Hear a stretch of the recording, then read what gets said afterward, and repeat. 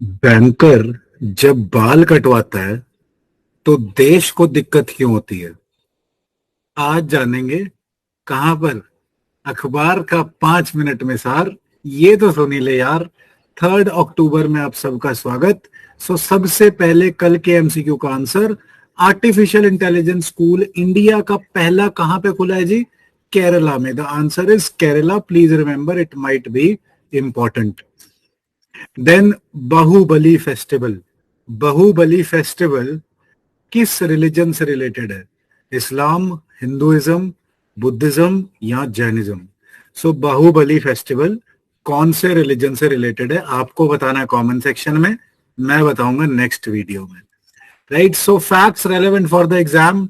Nobel prize for physiology या medicine दिया गया है कैरिको एंड विजमैन को। Kariko and Weissman. इसको याद करने का तरीका सर, वाइज मैन ने करके दिखाना ही था। वाइज मैन था इसलिए उसने करके दिखाया कि पेपर में नाम याद रहे। किस लिए मिला है जी इन्हें? बिकॉज इन्होंने एमआरएनए वैक्सीन जो कोविड के टाइम में पहली बार इंसान को, ह्यूमन को लगाई गई, उसके इजाद में, उसके डिस्कवरी में, उसके काम में बहुत काम किया। उसका इन्फ्लेमेशन कैसे कम होगा, उसका इम्यून रिस्पॉन्स हाइपर ना हो, वो सारी बातें इस पे एक डिटेल्ड वीडियो भी बनाएंगे। देन पाकिस्तान का बहुत बुरा हाल हो रहा है जी। हम तो 2 से 6% इन्फ्लेशन को बहुत ज्यादा मानते हैं, 6 से ज्यादा। वहां पे 31%, 31% इन्फ्लेशन हो गई है। Then sir world nature day मनाया जा रहा है October 3 को। वर्ल्ड नेचर ऑर्गेनाइजेशन द्वारा। October 3 2010 में एस्टेब्लिश किया गया था वर्ल्ड नेचर डे। ध्यान रखना इसको, बिकॉज ऐसी ऑर्गेनाइजेशन यूपीएससी बहुत पूछता है। देन सर एक और मलेरिया की वैक्सीन R21 या मैट्रिक्स एम वैक्सीन। मलेरिया के लिए डब्ल्यूएचओ ने अलाउ कर दी है। अलाउ करने से क्या होगा? अब गैवी इसे परचेज कर पाएगा, जो ग्लोबल वैक्सीन अलायंस है, और साथ में ही यूएन के प्रोग्राम्स में भी इसे यूज किया जा सकेगा। R21 मैट्रिक्स एम किसकी वैक्सीन है? मलेरिया की। प्लीज ध्यान रखना इसको। Then sir another brilliant editorial by C Raja Mohan ji. इसको तो देखना ही देखना था।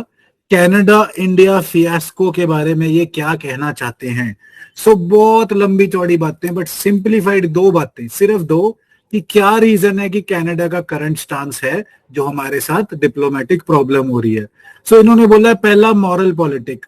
ये बोलते हैं कि जब यूएसए का सेकेंड वर्ल्ड वॉर के बाद राइज होता है तो कनाडा उसके क्लोज एसोसिएशन में होता है। यूएस को तो रियली अपने हाथ गंदे करने पड़ते हैं, मिलिट्री अलायंस में जाके, सारी जगह वॉर्स में पंगे लेके, एक्सेट्रा, अपनी डोमिनेंस अश्योर करके। इसको तो कनाडा को प्रोटेक्शन मिली होती है। तो जो प्रोटेक्टेड आदमी है वो डिवाइन बातें कर सकता है। इस टाइम इंडिया भी डिवाइन बातें कर सकता था, बिकॉज इंडिया को कोई खास मिलिट्री रिस्क नहीं था और वो नॉन अलाइनमेंट मूवमेंट का था। उस टाइम इंडिया भी मॉरल बातें कर रहा था, ये भी मॉरल बातें कर रहे थे। इंडिया को अब ये चेंज करना पड़ रहा है, स्टांस रियल पॉलिटिक की तरफ जाना पड़ रहा है, जबकि कनाडा मॉरल पॉलिटिक की बात कर रहा है कि फ्रीडम ऑफ स्पीच होनी चाहिए, एक्सेट्रा एक्सेट्रा। ऐसी बातों में खालिस्तानियों को भी फ्रीडम ऑफ स्पीच होनी चाहिए। राइट, एक फ्रीडम ऑफ स्पीच का मुद्दा है, मॉरल पॉलिटिक का मुद्दा है। दूसरा जी, खालिस्तानी जो पीपल है वहां पे खालिस्तान को डिमांड कर रहे हैं, वो कनाडा में वोट बैंक तो है ही है ना। तो वोट बैंक जो जस्टिन ट्रूडेau है वो वोट बैंक की तरह यूज करने की कोशिश कर रहा है। बट राजा मोहन जी आगे कहते हैं कि ऐसा नहीं है कि रिलेशनशिप बिल्कुल हमेशा के लिए स्पॉइल हो गया है। ये जिंदगी में ध्यान रखना भाई, कोई भी रिलेशनशिप हमेशा के लिए स्पॉइल नहीं होता। आप अपने आप को नेशन मान के चलें। नेक्स्ट स्टोरी सीरीज में हम शायद ये करें। Even your negotiation should continue with your enemies if you are mature. Sir maturity ही आपको सिविल सर्वेंट बना सकती है। राइट, बच्चों की तरह गुस्से होके बैठ जाना, बिल्कुल बात नहीं करेंगे, लड़ पड़ेंगे, दूसरे से हार्म करेंगे, कोई फायदा नहीं उसका। Then what needs to be done, he says cooperation in investigations by India, कि इंडिया कोऑपरेट करे, कि जो दाग लगाने की कोशिश की जा रही है कि इंडिया ने कोई मर्सिनरी भेज के मरवाया है, उसमें कोऑपरेट करे। और इंडिया ने कह भी दिया है कि किसी फॉरेन सॉइल पे किसी को मरवाना हमारी फॉरेन पॉलिसी नहीं है। अब कनाडा को क्या करना चाहिए? कनाडा को वायलेंट एक्टिविटीज पे कंट्रोल करना चाहिए। जो वहां पे उनके लैंड पे वायलेंट एक्टिविटीज हो रही हैं, एंटी इंडिया एक्टिविटीज हो रही हैं, उसको कंट्रोल करना चाहिए। Then sir terms from the newspaper में लंपी स्किन डिजीज, आज न्यूज में इसलिए बिकॉज इसकी वैक्सीन स्टार्ट करी है। सो लंपी स्किन डिजीज क्या है जी? Acute chronic infectious viral disease है।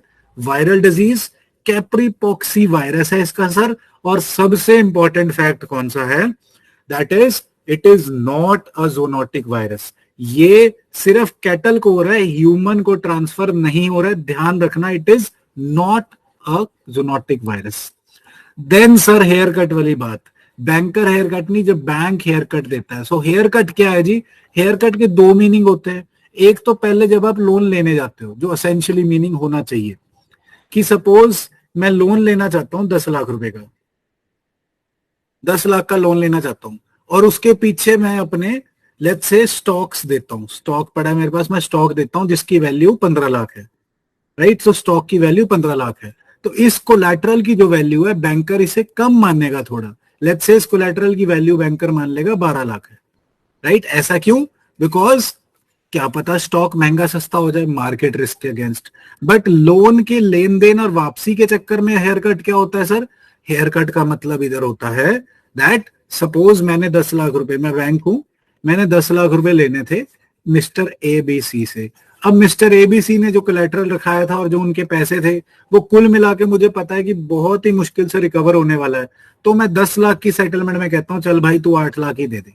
सो ये जो 2 लाख का नुकसान बैंक को हो रहा है, जो कम रिकवरी हुई है, 10 लाख लेने थे 8 लिए, वो 2 लाख हेयर कट माना जाता है, राइट? लोन रिकवरीज में। सो डीप हेयर कट क्या है sir? Why is it a concern? Deep haircut है कि बैंक्स क्या कर रही हैं, बहुत बड़े लोगों से लेट्स से 100 करोड़ लेना था, उसे 20 करोड़ में ही छोड़ दिया। और ऐसा भी देखा गया है कि 100 करोड़ के मेरे एसेट थे, मिस्टर ए के जो बहुत अमीर थे, उन्होंने अपनी कंपनी डिफेक्ट करके मिस्टर बी अपने रिश्तेदार को वही कंपनी 20 करोड़ में बिकवा दी और वही रिकवरी बैंक को हो गई। सो इसमें क्रोनिज्म, आपस में मिले होने की बात चल रही है। So deep haircut is harming the economy. Although banks अपने एनपीएस इंप्रूव कर पा रहे हैं, बट क्या टैक्स पेयर का मनी यहाँ वेस्ट हो रहा है? It is for you to जज। So that is it for the day. अखबार का 5 मिनट में सार, ये तो सुनी ले यार। Thank you so much for watching.